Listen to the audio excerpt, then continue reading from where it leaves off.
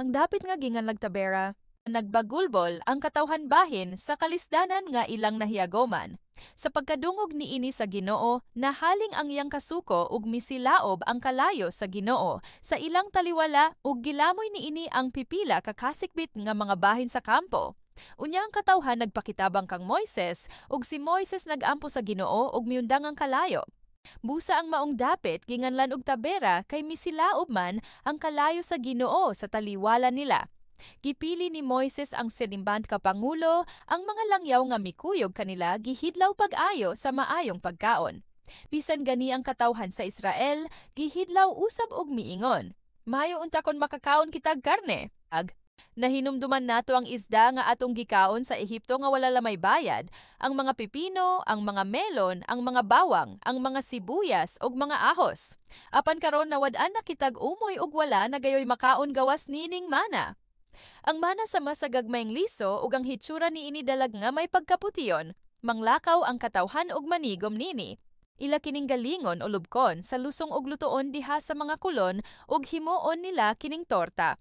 Ang lamin ni ini sama sa torta nga giluto og lana. Inig kahulog sa yamog ibabaw sa kampo sa panahon sa kagabhiyon. Mahiuban usab ni ini ang mana.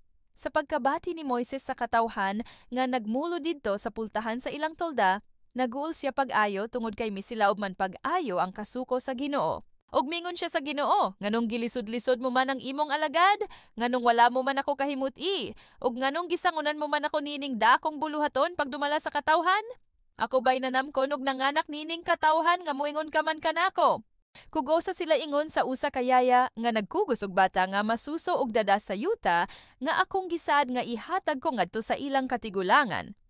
Asa man ako mangitag karne aron ihatag kanila, kay naghilak sila sa akong atubangan og miingon, hatagi kami karne.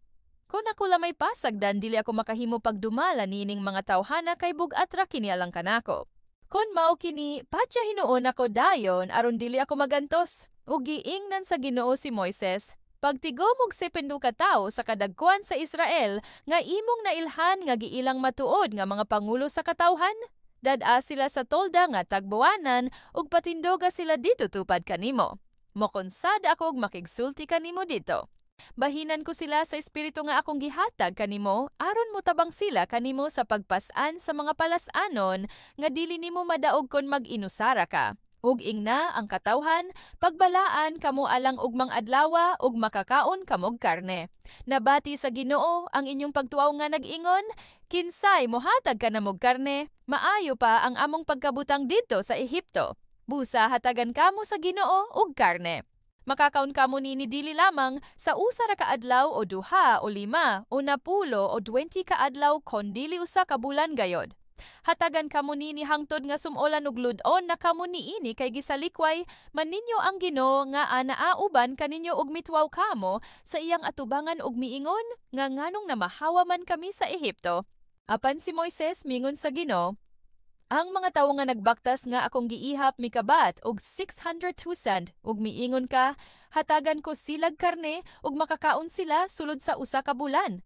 May igo bang mga karnero ug mga baka alang kanila? Kun madako pang tanang isda sa dagat paigo na ba kini kanila? Ug ang Ginoo miingon kang Moises, dili ba diay kini mahimo nako? Mir makita mo karon kon matuman ba o dili ang akong giingon. Busa migawas si Moises og gisuginlan niya ang katawhan sa gisulti sa Ginoo ug nagtigom siyag 70 ka pangulo sa katawhan ug gipahimutang niya sila libot sa tolda. Unya mikunsad ang Ginoo diha sa panganod ug misulti kaniya og gikuha sa Ginoo ang ubang bahin sa espiritu nga diha kang Moises ug gihatag kini sa 70 ka pangulo sa Israel. Sa diha na kanila ang espiritu, nagsulti sila sama sa propeta apan sa hamubo lamang nga panahon. Duha sa 70 ka pangulo nagpabilin didto sa kampo. Ang usa si Eldad ug ang usa si Medad ug mikunsad usab kanila ang espiritu. Apil sila niadtong gipanglista apan wala sila makadto sa tolda busa, nagsulti sila sama sa propeta didto sa kampo. Unya usa ka batan-on midagan ngadto kang Moises ug miingon, si Eldad ug si Medad nagsulti sama sa propeta didto sa kampo. Ug si Josue nga anak ni Nun, alagad ni Moises ug usa sa iyang mga sinaligan miingon, Sir, santaa sila. Apan si Moises miingon kaniya, nasina ka ba tungod og alang kanako? Kaayo unta ko nibutang sa Ginoo ang iyang espiritu nganha sa iyang katawhan ug silang tanan mahimo nga mga propeta. Ug mibalik sa kampo si Moises ug ang kadagkoan sa Israel. Nagpadala ang Ginoo og mga buntog unya may hangin nga miabot nga pinadala sa Ginoo ug nagdala kinig mga buntog gikan sa dagat ug gipatugdon kinilibot sa ilang gikampohan. Ang gilap don sa dapit nga gitugpahan sa mga buntog mga usa ka adlaw nga panaw gikan sa usa ka daplin ngadto sa laing daplin ug usa ka metro ang gibag-on nini. Ug niadtong tibuok adlaw ug tibuok gabii ug pagkasunod pagayod nga adlaw ang katawhan na nakop og mga buntog ug bisan ang nakakuha og labing diutay nakatigom og usa ka libo ka kilo ug gibulad nila kini sa tibuok kampo. Samtang ang sudan na naa pa sa ilang baba ug wala pa matulon, misilaob ang kasuko sa Ginoo batok sa katawhan ug nagpadala ang Ginoo og sakit ug nangamatay ang daghang mga tawo.